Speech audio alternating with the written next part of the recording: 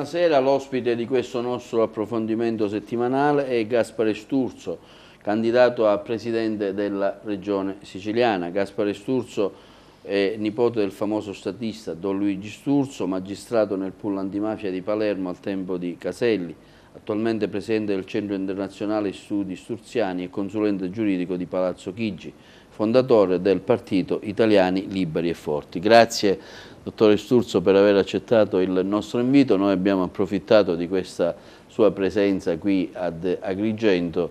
Lei oggi diciamo, presenta ufficialmente la sua candidatura, il suo movimento, il suo partito.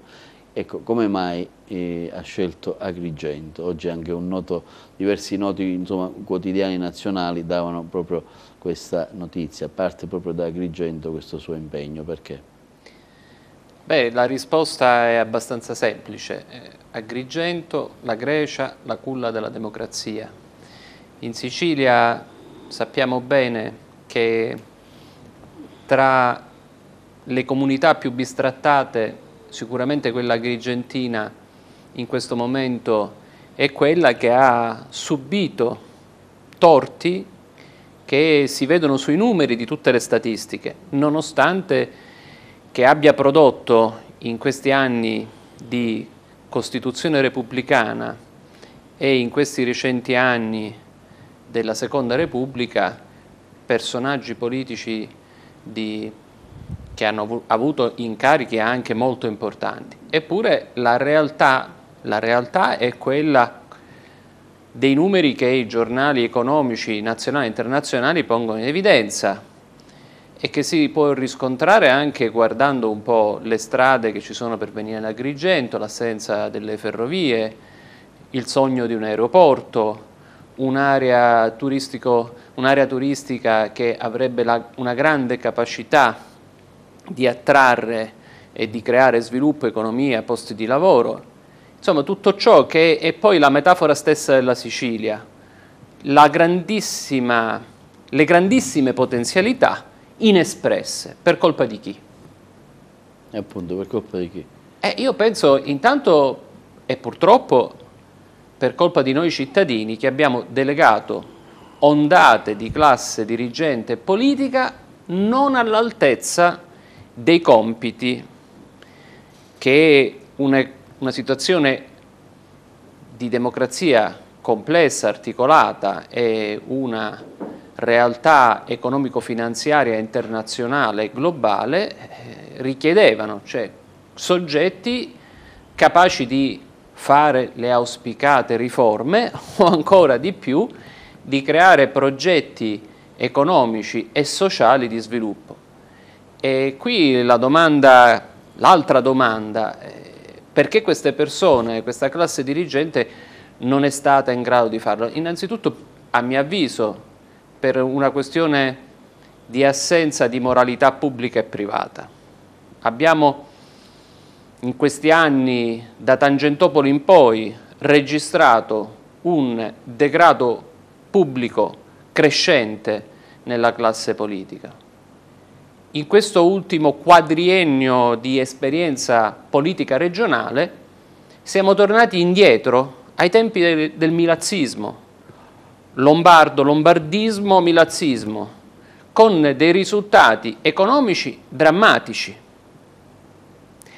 La famosa agenda 2007-2013 dello sviluppo sostenuto coi fondi europei è totalmente ferma. Ma questa agenda era lo strumento per creare posti di lavoro, per creare imprese, per creare sviluppo, per creare infrastrutture. Allora, cari cittadini siciliani, cari amici di Agrigento, il problema è, e ponetevelo guardando negli occhi i vostri figli, volete riconsegnare le chiavi della macchina regionale alle stesse persone che hanno provocato un danno allo sviluppo della nostra regione? Volete far sì che queste persone nuovamente realizzino le stesse cattive operazioni politiche che non hanno in alcun modo realizzato sviluppo, posti di lavoro? Volete che le cose restino uguali, che i gattopardi, i camaleonti continuino a gestire la macchina pubblica, il vostro futuro. Parliamo di una formazione, no? La formazione professionale. Io invito tutti voi cittadini di Agrigento e amici siciliani ad andare a leggere i risultati della commissione di inchiesta regionale sulla formazione. Sono dei risultati drammatici che evidenziano come sono stati buttati dalla finestra milioni di euro per garantire alcuni soggetti, per garantire alcune strutture, ma che alla formazione di una professionalità dei lavoratori, alla possibilità di riassorbire gli esodati, alla qualificazione necessaria per sviluppare nuove arti e nuovi mestieri, non pensavano minimamente. Hanno preso in giro le persone da qualificare e hanno preso in giro i qualificatori, gli impiegati di questi enti, che oggi corrono il rischio di passare da una possibile cassa integrazione a dei licenziamenti. Cari amici, ma la responsabilità di chi è? Direbbe Giorni Stecchino, delle banane, dello scirocco, del traffico? No, è della classe politica che abbiamo votato e che non merita una nuova fiducia. Quanto pesa il suo nome, le sue origini, l'essere nipote di Don Luigi Sturzo, insomma un grande statista italiano? Perché lei decide fattivamente di scendere in campo formando questo nuovo partito, Italiani Liberi e Forti, dottore Sturzo? Allora, io non ho formato questo partito. Sicuramente i miei studi sul pensiero politico, sociale di Luigi Sturzo hanno fatto sì che gli amici del mondo sturziano mi chiedessero di partecipare a questa iniziativa politica che parte dalla Sicilia, perché la Sicilia è sempre stata uno snodo importante nella storia politica nazionale.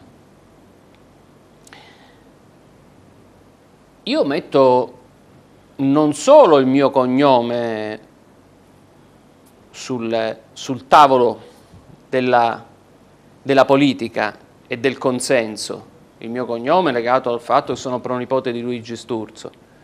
Sarebbe, diciamo, un abuso pensare che fosse soltanto questo. Io metto quello che nella mia vita sono riuscito a fare, i concorsi che ho vinto, la professione che ho fatto da avvocato, gli incarichi che ho avuto come consigliere dell'anticorruzione, come esperto giuridico alla Presidenza del Consiglio, che mi hanno consentito di qualificarmi, di conoscere il funzionamento della macchina pubblica, di contrastare il malaffare. Sono stato magistrato dell'antimafia e quindi ho conosciuto bene i meccanismi della spartitocrazia, il partito degli affari, i collegamenti con i sistemi criminali e mafiosi, le tasse imposte dall'estorsione mafiosa. Ho visto tanta gente che ha sofferto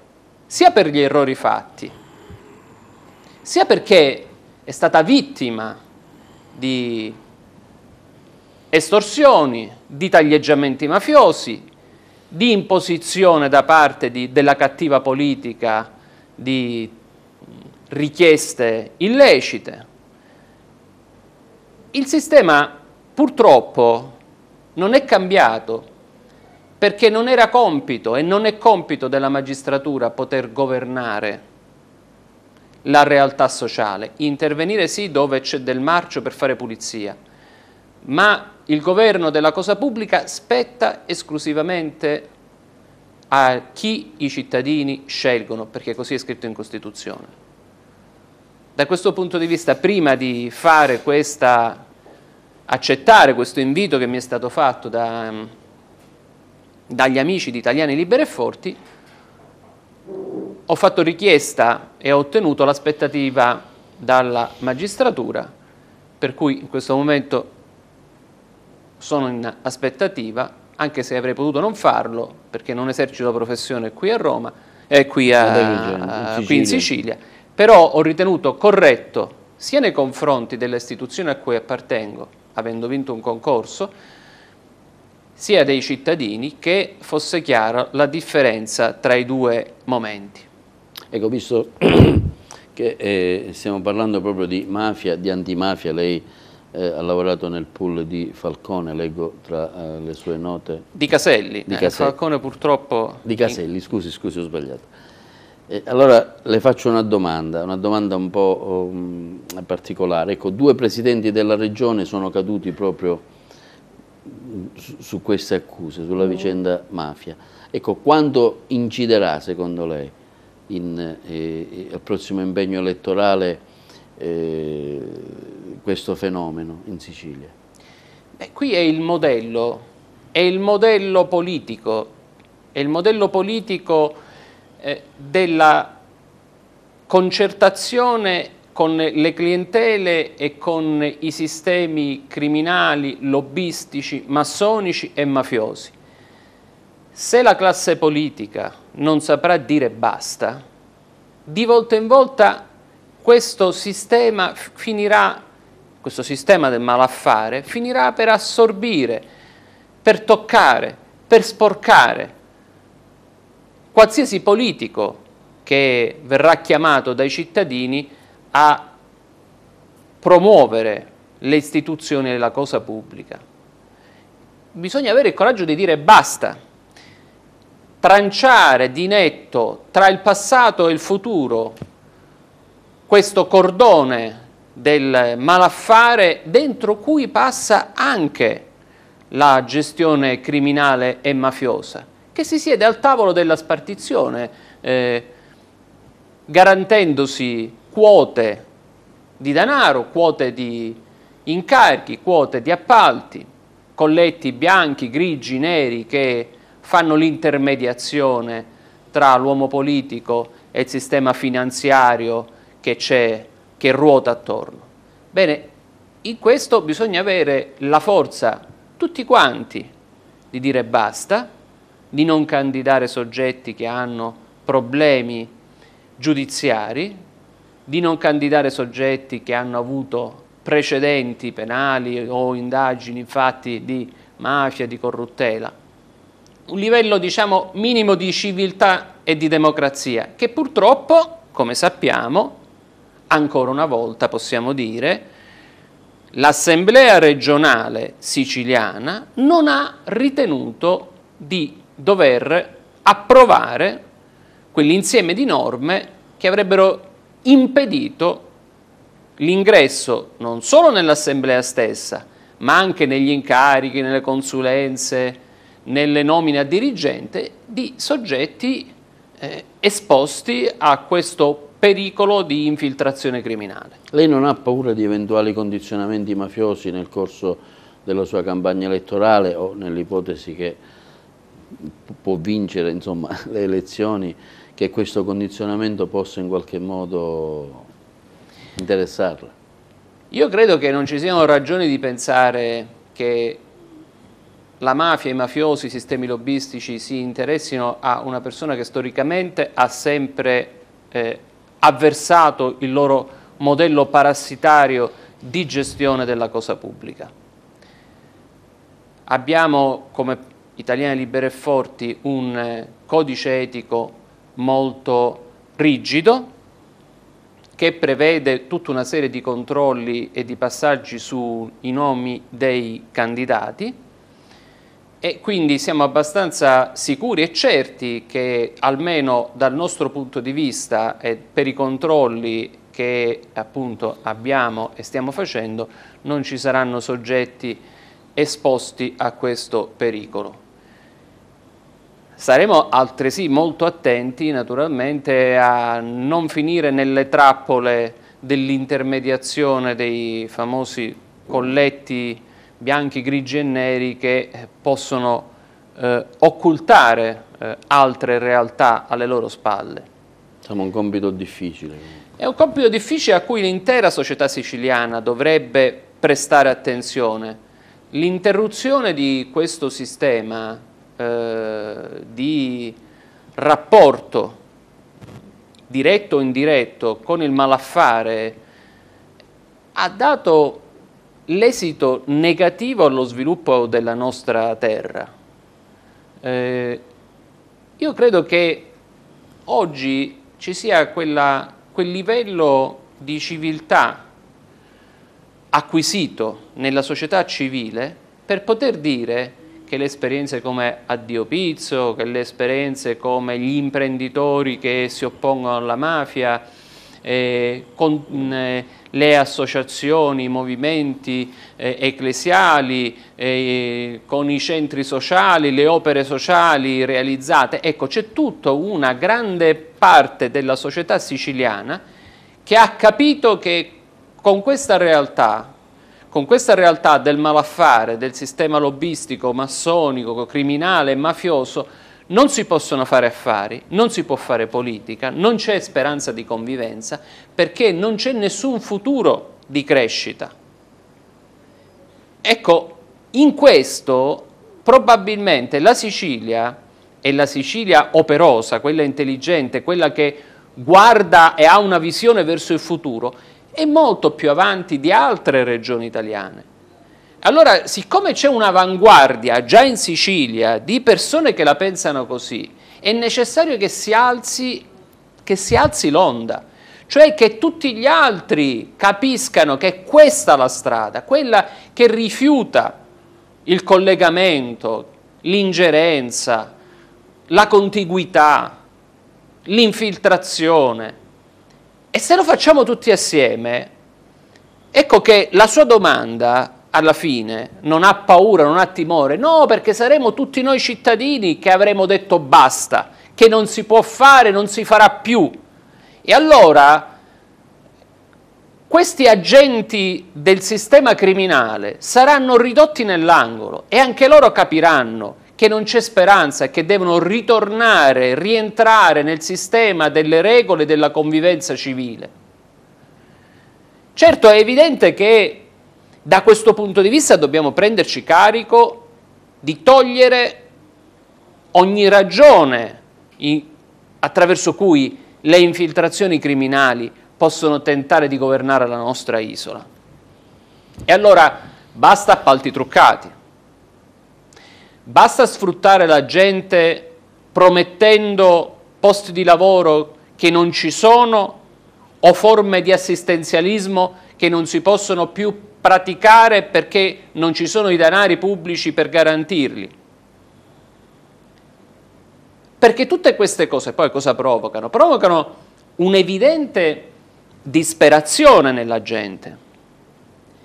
E quando la gente è disperata sceglie, e probabilmente tra il bene e il male sceglie la strada più facile, e se il male ha una strada prezzolata ma economicamente più redditizia e più facile da percorrere, è portata a seguire chi, come il gatto e la volpe, pensa di far suonare i dindini e dietro vanno tutti Pinocchio. Noi dobbiamo cercare di creare le condizioni in Sicilia per un corretto utilizzo della macchina pubblica e del denaro pubblico, per creare le condizioni di sviluppo, per dare lavoro ai cittadini siciliani, perché non abbiano la necessità e il bisogno di essere dominati né dai grandi capibastone dei sistemi mafiosi, né dai lobbismi massonici e tantomeno dalla partitocrazia clientelare che ha regnato in Italia e regna in Sicilia fortemente. Italiani Liberi e Forti si propone di unire, quantomeno di coinvolgere il più possibile i cattolici in politica. È ancora possibile in questo momento? È un po' troppo utopistico, dottore Sturzo? Ma io credo che sulla base dell'esperienza che stiamo vivendo proprio qua in Sicilia, ma anche dai messaggi che arrivano da tutta Italia che accolgono la nostra iniziativa con grandissimo favore, ci siano assolutamente le condizioni per realizzare un incontro tra il laicato di ispirazione cristiana e il laicato costituzionalmente orientato ad attuare finalmente i principi della Carta Costituzionale del 48. E cioè, quale dignità possiamo dare ai cittadini se non gli diamo lavoro? Qual è il ruolo fondamentale della famiglia fondata sul matrimonio che oggi tiene insieme la coesione sociale? Quanti nonni, quanti papà, quante mamme con le loro pensioni, col loro stipendio, stanno assicurando il futuro di figli disoccupati, di esodati, dei nipoti che devono studiare, di ragazzi chiamati a fare i famosi test per entrare all'università, perché l'università è a numero chiuso, non si sa per quale motivo è a numero chiuso, quando dopo il primo anno le aule delle università, e io sono docente universitario, so quel che dico, sono semivuote. Bene, facciamo fare i test e le famiglie pagano per i test. Poi pagano delle tasse universitarie gigantesche, poi pagano i master, le specializzazioni. E il risultato? L'obiettivo? Non c'è lavoro? Quindi che cos'è? Una spesa inutile che viene caricata ancora una volta sulle famiglie? Qual è la responsabilità sociale che noi dobbiamo affidare alle nostre associazioni, ai nostri movimenti ecclesiali, non ecclesiali, che realizzano le opere sociali? E di queste ore una constatazione numerica. Tutte le opere sociali realizzate all'interno del sistema carcerario si stanno fermando perché le fonti finanziarie pubbliche che assicuravano alle cooperative e alle iniziative un sostegno si sono esaurite. Questo è un modo di aiutare chi soffre, chi ha sbagliato. Questo è chiaro che l'intera società oggi va ripensata e io credo che da questo punto di vista noi laici cattolici abbiamo una grandissima responsabilità, perché quando nel 92 si è fatto un passo indietro, che ha cominciato a praticare la diaspora del 94, no? Cioè la nascita poi di un insieme di partiti del qualunquismo e del leaderismo, lì ci siamo dispersi.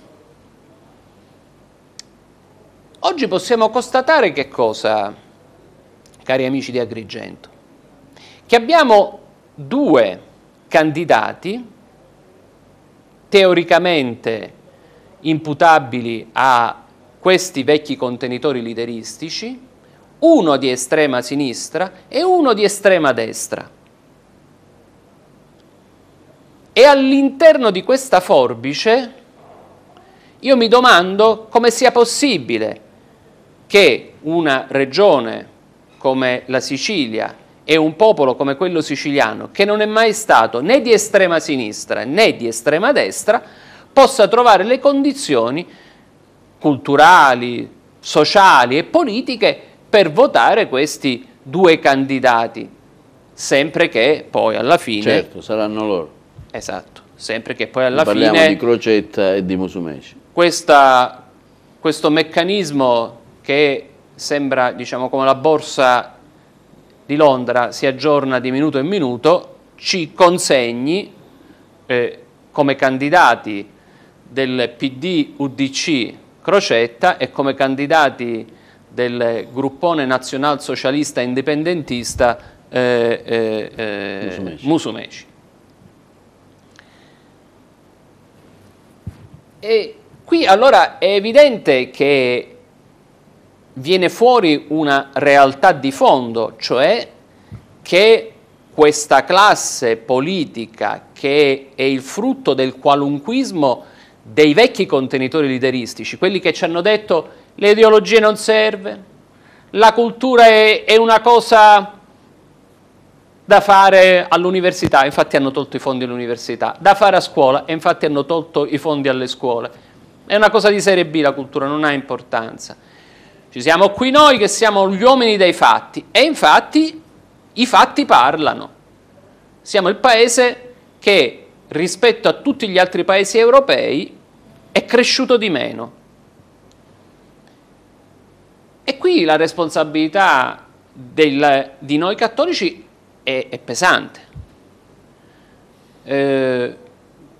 Non essere in grado di dare a questo popolo siciliano una leadership di area di centro, di ispirazione cristiana, di forte tradizione costituzionale, è un grave deficit per il futuro. Continuare a dipingere questi soggetti come autonomisti, quasi indipendentisti, è un fumo negli occhi di una realtà di fatto. Queste persone non hanno progetti e non sono state scelte su un progetto sociale e su un programma politico, ma sulla base di accordi studiati a tavolino da dei leader che hanno già fallito dal 1994 al 2012 quasi tutte le prove elettorali. Dal 61 oggi sono arrivati a zero.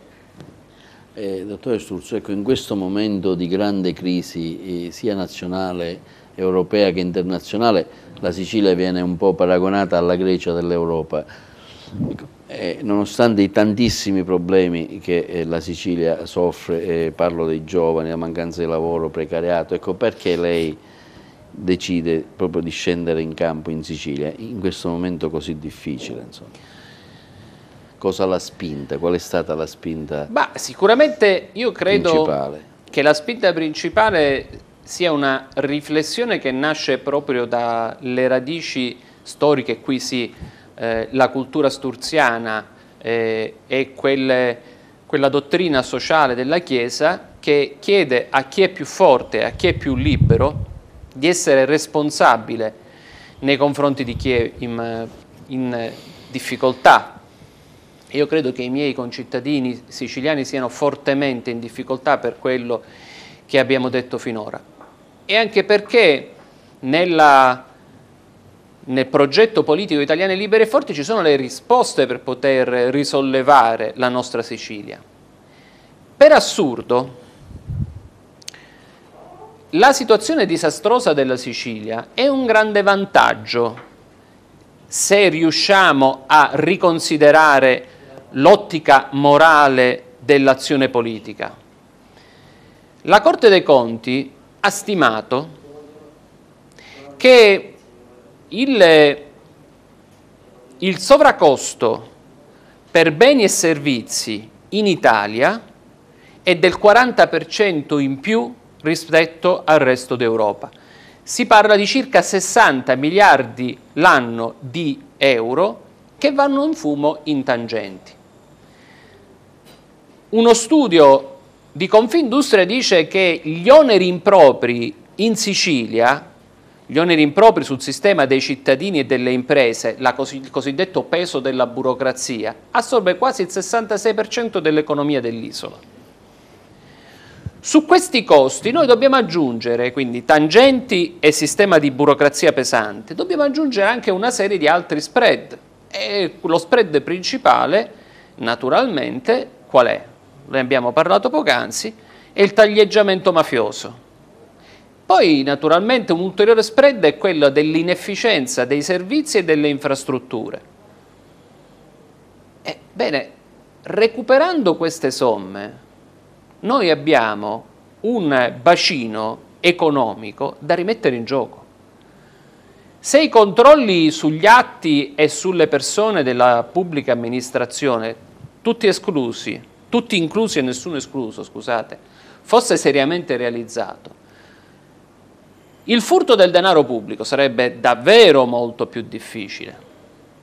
E non come accade oggi leggendo i giornali, ancora una volta scoprire che gli appalti per certi tipi di strade, per certi tipi di servizi in alcune autostrade sembra che siano truccati e siano costati ai cittadini molto di più.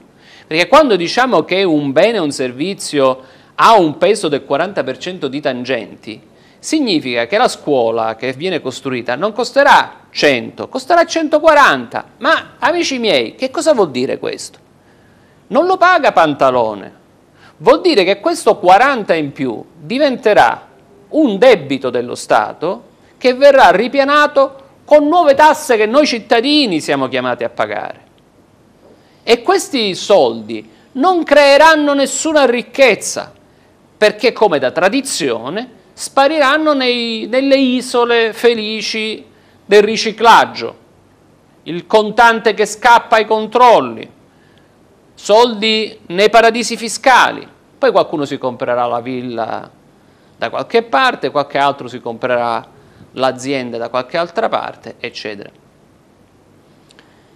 Quindi questo è un pacchetto di denaro che noi con una forte attenzione e sulla base di studi specifici che esistono in Italia sui modelli di controllo interno alla pubblica amministrazione siamo in grado di recuperare e di mettere a disposizione dello sviluppo. Così come non aver utilizzato l'agenda 2007-2013 sperando che ci venga concessa la proroga per un altro anno fino al 2014 consentirebbe di incentivare un reimpiego di questi fondi concentrandoli su delle opere reali, opere che servono, non continuando a spendere soldi per microcontributi a amici degli amici e a parenti dei parenti della vecchia classe politica, ma cercando di realizzare la crescita di un'imprenditoria sana che assume personale dipendente, che investe nella costruzione della propria azienda, che paga le tasse e che consente in questo modo di creare sviluppo per tutti noi cittadini. Quindi la mancanza di lavoro ai giovani e il mancato sviluppo per le imprese che leggiamo quotidianamente chiudono, non ultimo vediamo il caso Winget, ma tante catene come penso ad esempio Migliore a Palermo, insomma l'elenco è lunghissimo. Su questi due grossi deficit, insomma, cosa proponete? Come catturare il voto dei siciliani? Diciamo che i poli sono tre, allora se lei parla di giovani, poi parla di Winget e poi parla di grande distribuzione, è evidente che già stiamo parlando... Quindi, dico, sono il precariato anche, perché tante famiglie, tanti giovani hanno 20 anni ancora, insomma non sono assunti, vivono questo dramma della precarietà, non sanno se a fine anno verranno diciamo, licenziati. Questi sono temi forti e ci vogliono delle risposte forti. Certo, cosa proponete voi effettivamente, dottore Sturzo? Perché sono questi i nodi principali che sta vivendo la Sicilia. Allora, io penso, intanto cerchiamo di affrontarli uno a uno. I giovani, per esempio, i giovani. Parliamo della mancanza di lavoro dei giovani. È chiaro che da questo punto di vista non vengono più, noi li manteniamo spesso al nord e non hanno più ragione di venire in Sicilia perché non ci sono delle risposte, quindi... Sì, questo fa parte, diciamo, dell'esodo.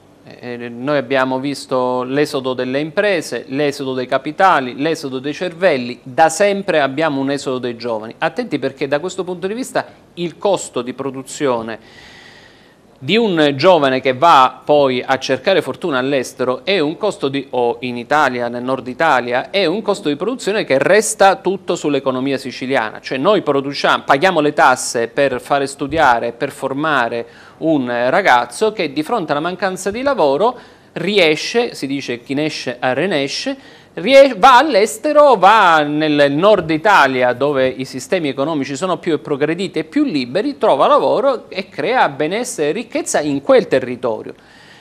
Chi ha la voglia e la capacità di rischiare, dimostra la storia dei siciliani fuori dalla Sicilia, riesce sempre. Dobbiamo chiederci perché i siciliani che restano in Sicilia invece sono costretti a umiliarsi a questi sistemi di dominio e di potere che passano nelle segrete stanze dei sistemi clientelari di certi uomini politici e di capi bastone mafiosi. Qui è la questione principale. Allora è evidente che noi abbiamo bisogno di un piano di occupazione giovanile straordinario, il governo nazionale ha già indicato le strategie per la fine del 2012 di investimenti straordinari e per il 2013 anche di interventi per opere infrastrutturali. E qui occorre che la politica regionale e la classe dirigente che andremo a scegliere sappia realizzare i progetti di attuazione per recepire questi fondi che vengono sia dall'Europa sia dal governo nazionale. Perché su questo parliamo di sviluppo e di crescita, soprattutto pensando che deve finire la logica dell'assistenzialismo, perché la logica dell'assistenzialismo è una logica di sfruttamento. Abbiamo sfruttato 80.000 persone, che sono tutto il precariato, che dagli anni 90 è in attesa di sistemazione, ma che viene costantemente ricattato da una classe politica ad ogni elezione con piccole proroghe. È giusto? Che scadono sempre in periodo elettorale. Che scadono sempre naturalmente in un periodo elettorale. È giusto? Non solo, ma queste persone hanno lavorato e lavorano in una condizione di disagio personale e anche adesso di cattiva reputazione nei confronti degli altri cittadini, che vedono il classico fannullone, lo scroccone in queste persone, non rendendosi conto che questi nostri concittadini sono stati sfruttati da un cattivo sistema della politica. E allora anche qui occorre capire quale formazione professionale noi abbiamo dato a queste persone per un periodo che doveva essere emergenziale e che invece è diventato di circa 20 anni. Qual è l'emergenza che dura 20 anni? È l'emergenza soltanto del voto di scambio, a ogni elezione. A questo bisogna dire basta. La formazione professionale avrebbe dovuto accompagnare queste persone per rientrare nel mondo del lavoro a pieno titolo. E invece, leggendo i risultati della commissione di inchiesta parlamentare, cosa si scopre? Che i titoli rilasciati non sono neppure validi, che non si sa se le persone che sono state formate, se e in che misura hanno trovato dopo lavoro. Si scopre che la formazione professionale è stata fatta senza tener conto degli obiettivi nazionali e internazionali di come il mondo del lavoro cambiava.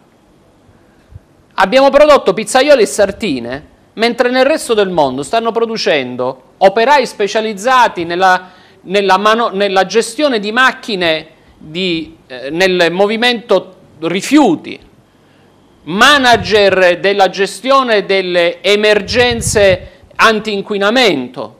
In Germania si sta investendo sul settore dei rifiuti perché si considera che nel prossimo decennio, non fra 1000 anni, nel prossimo decennio il settore dei rifiuti produrrà utili in misura maggiore dell'intero gruppo Volkswagen. Noi lasciamo il sistema dei rifiuti in mano a 4 mafiosi, ci facciamo bruciare le discariche perché si possa poi fare quello che è accaduto a Napoli: emergenza, furto del denaro pubblico, utilizzo delle cave intestate a soggetti prestanome dei sistemi criminali. Cari amici concittadini, è questo quello che vogliamo? Guardate che questo sistema, col futuro dei nostri figli, con i giovani, con gli esodati dal lavoro, con il precariato, non solo non ha nulla a che vedere, ma è la condizione prima per cui lascia i nostri ragazzi disoccupati, per cui non fa funzionare le scuole, per cui non fa funzionare le università, perché i soldi servono per essere spartiti da questo sistema. E questi soldi sono i soldi delle nostre tasse. E allora, se vogliamo pagare meno tasse, dobbiamo scegliere una classe dirigente nuova. Se vogliamo che i soldi pubblici di queste tasse siano utilizzate per lo sviluppo, occorre che ci sia una classe dirigente politica in grado di fare le riforme, saper distinguere che cos'è l'emergenza da che cos'è il furto.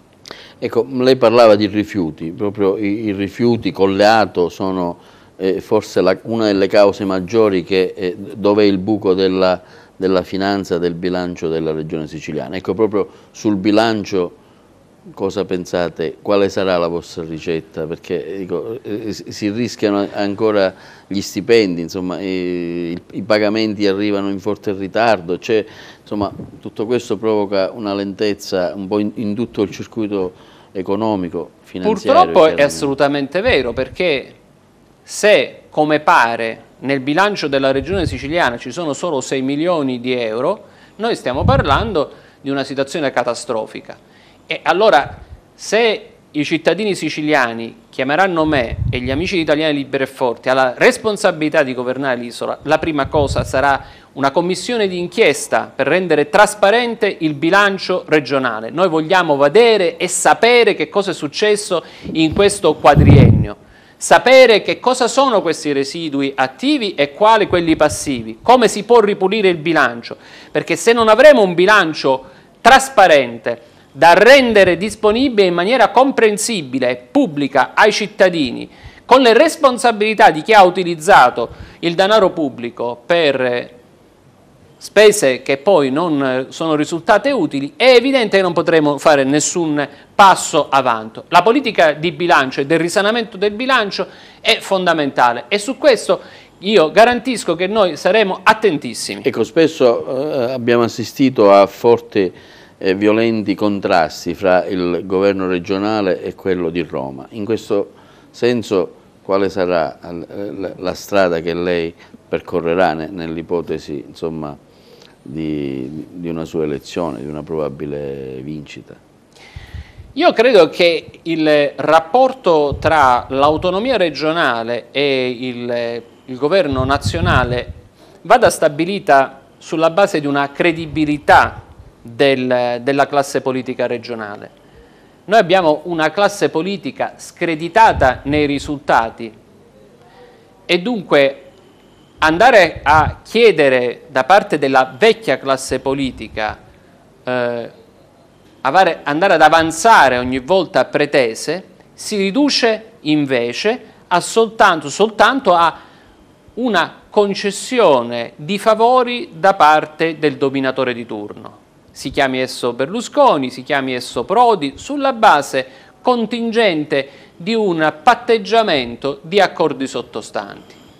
Noi aspettiamo da decenni oramai la nostra autonomia fiscale, la nostra possibilità di avere una capacità di saper trattenere presso di noi tutte le tasse e le imposte che si producono in Sicilia, ma in realtà abbiamo visto che ci siamo fatti scippare il più grande produttore di imposte e tasse, cioè il Banco di Sicilia. Portato la sede a Milano, non paga più le tasse in Sicilia. Bene, adesso amici miei, ditemi voi come è possibile realizzare una politica di sviluppo in queste condizioni. Quindi, prima di tutto, occorre una profonda credibilità da parte della classe politica, perché per rivendicare i propri diritti bisogna essere credibili. Vorrei continuare col rapporto con l'Europa. La Sicilia ha un rapporto diretto per via della nostra situazione, chiaramente arrivano i fondi europei. Ecco, spesso vediamo che gli imprenditori, chi vuole accedere ai bandi europei, sono estremamente difficili, questo comporta una difficoltà nell'accedere ai bandi europei. Ecco, in questo senso ci sarà non lo so, un suo lavoro, un coinvolgimento, un qualcosa per cercare anche di snellire e sburocratizzare anche il poter accedere a questi bandi. Molte imprese, insomma, noi vediamo, hanno di queste difficoltà. Beh, certamente lo snellimento delle procedure burocratiche e del peso degli oneri della burocrazia deve correre di pari passo al comportamento legittimo e legale del sistema delle imprese. Di volta in volta abbiamo creato, l'Europa ha creato e l'Italia come legislazione nazionale e il governo regionale come legislazione locale hanno creato un sistema sempre più affastellato di adempimenti burocratici in funzione di un tentativo di evitare le frodi comunitarie. Quindi più le imprese regionali e locali saranno corrette nell'utilizzare i fondi, evidentemente maggiore sarà la possibilità di rendere più semplice il funzionamento. Ma probabilmente ciò che occorre fare è investire di più nella formazione di manager capaci di intercettare legalmente la progettazione e i modelli di investimento per quanto riguarda il nostro sistema delle imprese.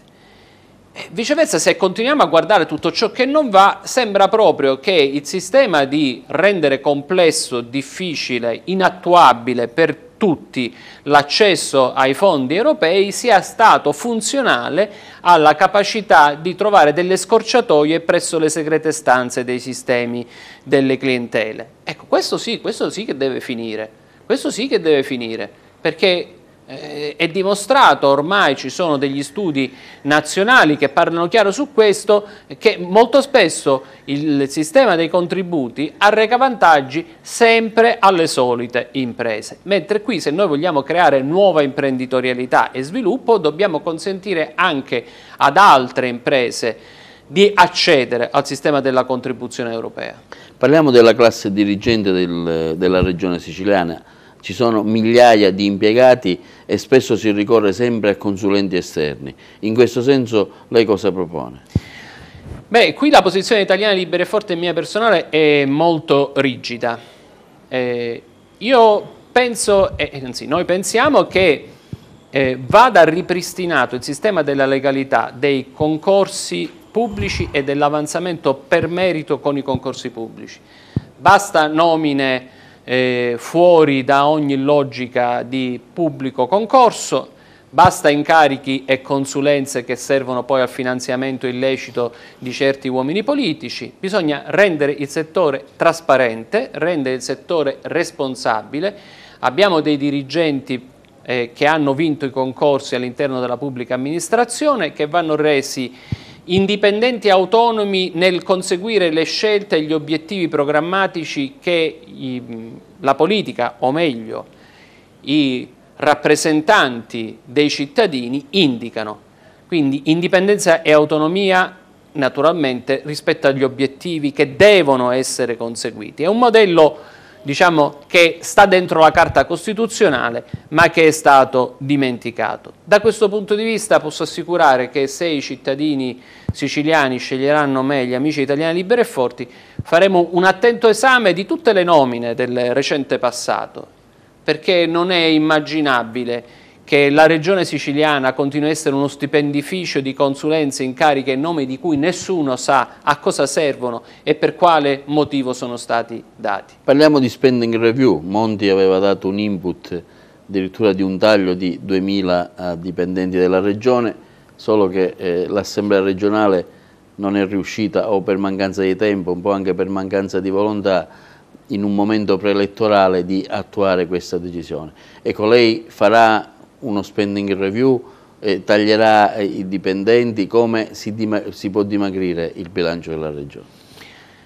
Consideriamo che l'idea di spending review non è del governo Monti, ma anche nei precedenti governi Berlusconi, il ministro Brunetta aveva per ben 2 volte indicato la strategia della spending review e dei tagli sia dei dirigenti che dei dipendenti pubblici, con dei risultati, devo dire, assolutamente marginali, anzi direi forse anche inesistenti, perché mai le norme di attuazione sono state poi in definitiva realizzate, quindi dei famosi tagli non si è visto assolutamente nulla.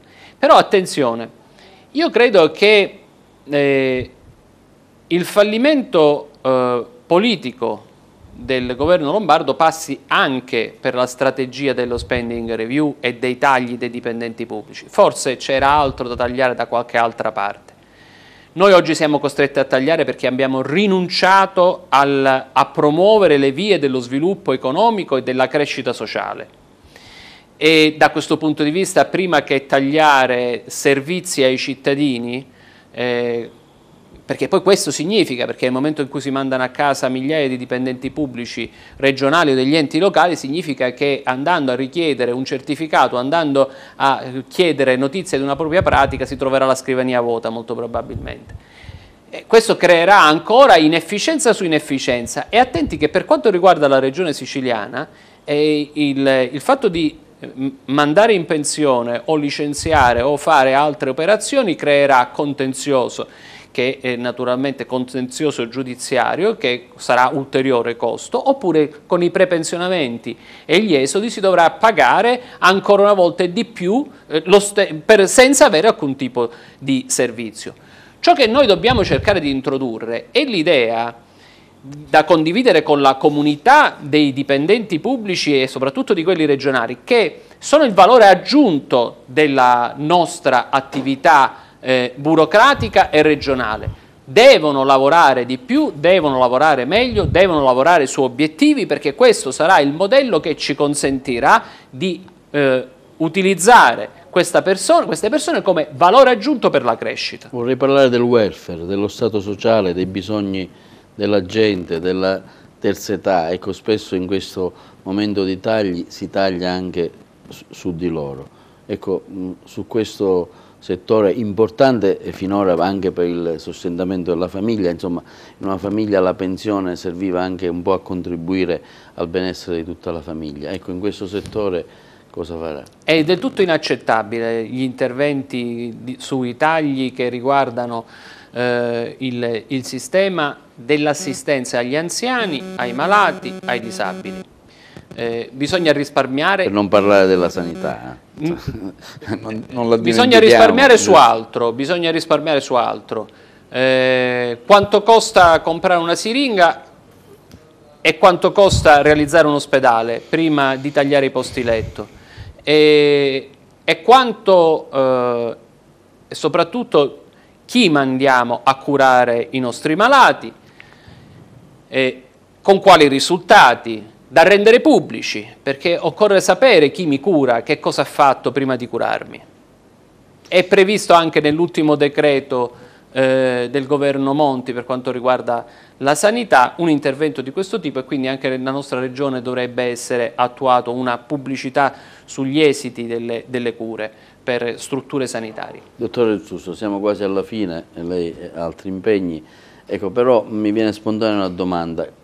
Le coalizioni, le alleanze, ecco, in questo momento stiamo vedendo da un lato Crocetta, UDC, PD, dall'altro il PDL, Musumeci, insomma tanti partiti, l'MPA.